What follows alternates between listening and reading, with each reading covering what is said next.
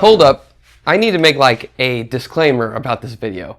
The camera angle on this right here is kind of silly. The Rural Policy Forum of Arizona threw an event, and in this event they asked me to talk about how did you convince or con your town to let you paint 40 murals in like 4 blocks over 3 years. That's pretty much hyper fast for the same little area. The problem was they had all of us sitting at like the front table, and this was the easiest shot for me to just like throw out a tripod and just give the talk. We had a really short amount of time to get this all crammed in there, and I didn't want to throw off the whole meeting for my needs. So I apologize for all the male pattern balding, yikes, and the excessive amounts of bum that you get subjected to in this video. I had no intention of this being the angle that you were going to get subjected to the entire video. Ladies and gentlemen, we need to keep our eyes on the slides, eyes over here. Now, I don't say this part lightly. This is the hook, okay?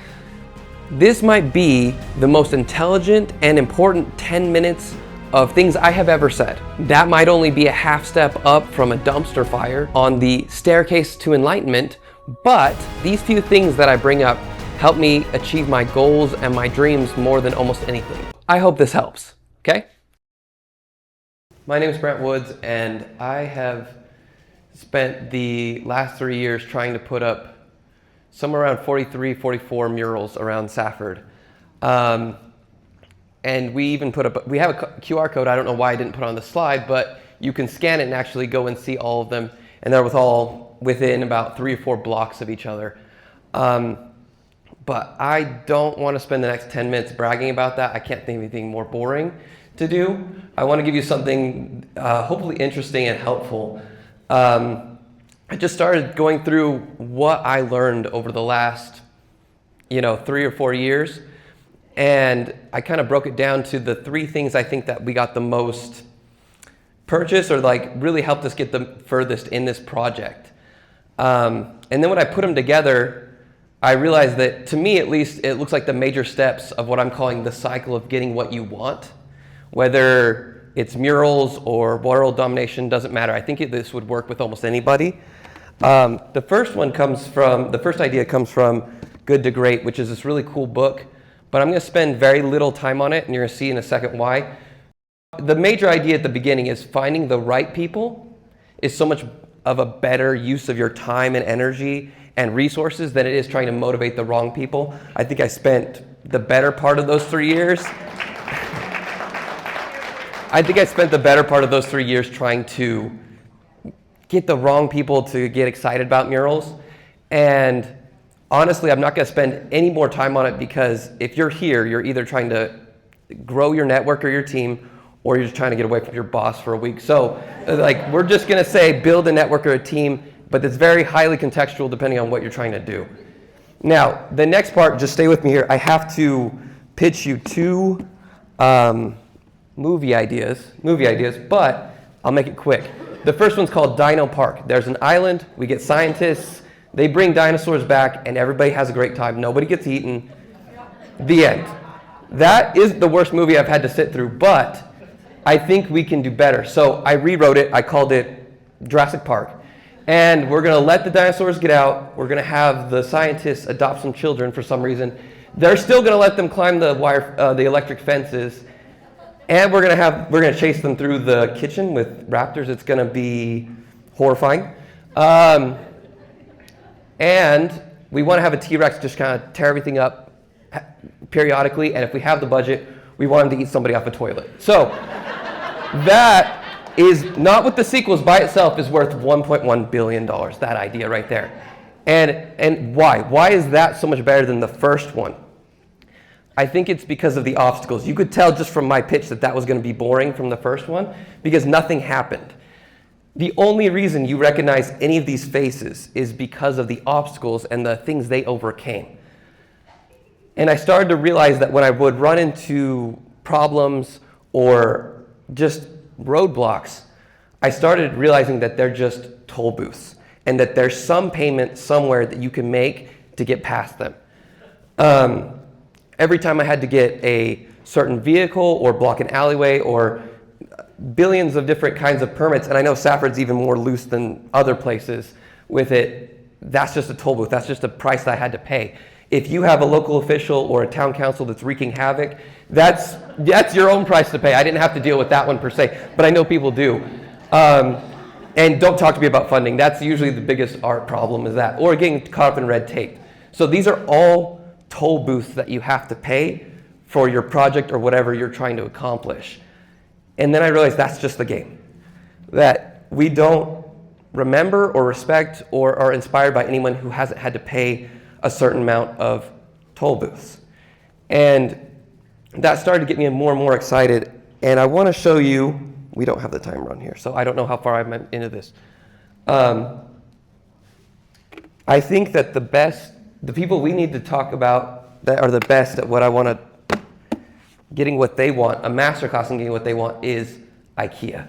Through visualization.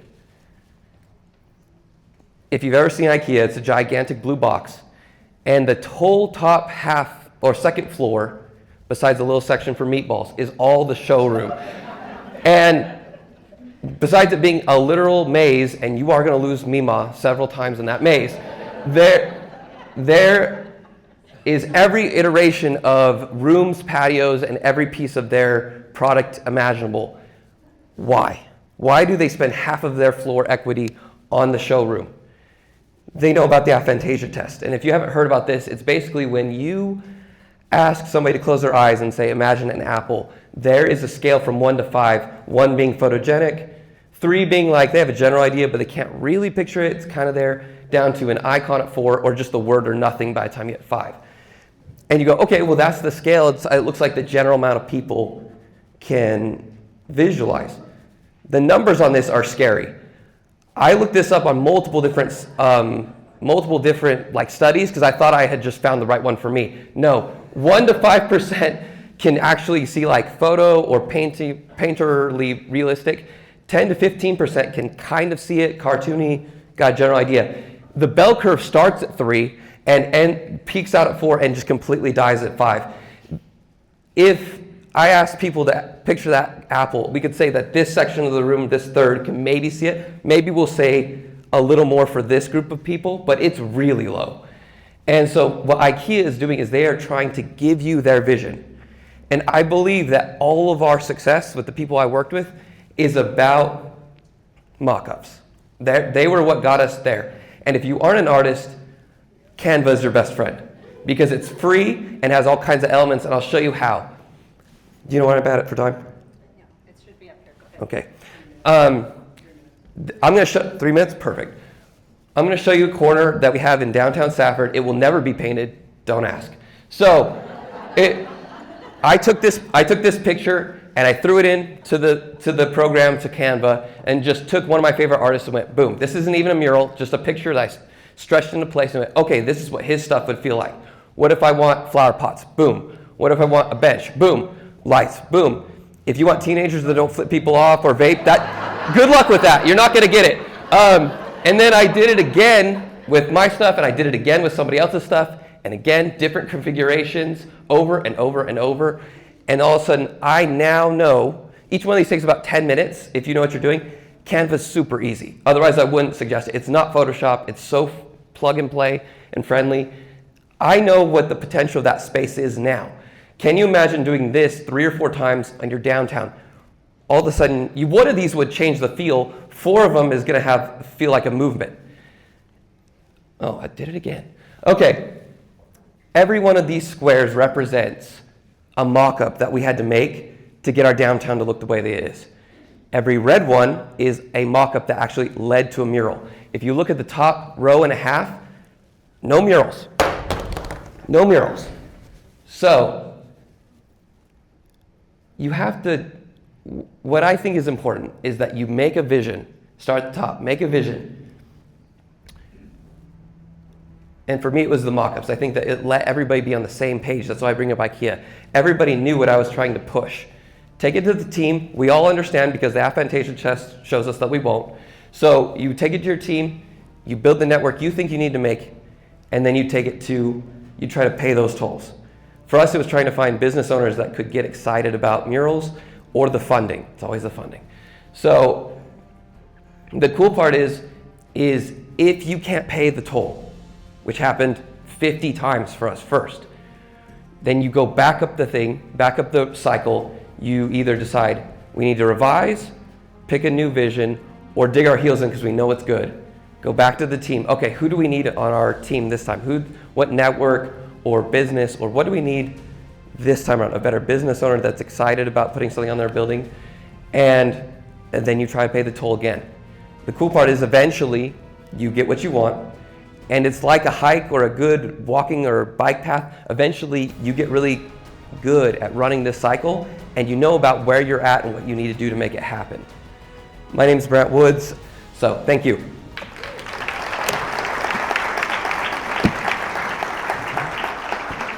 Thanks.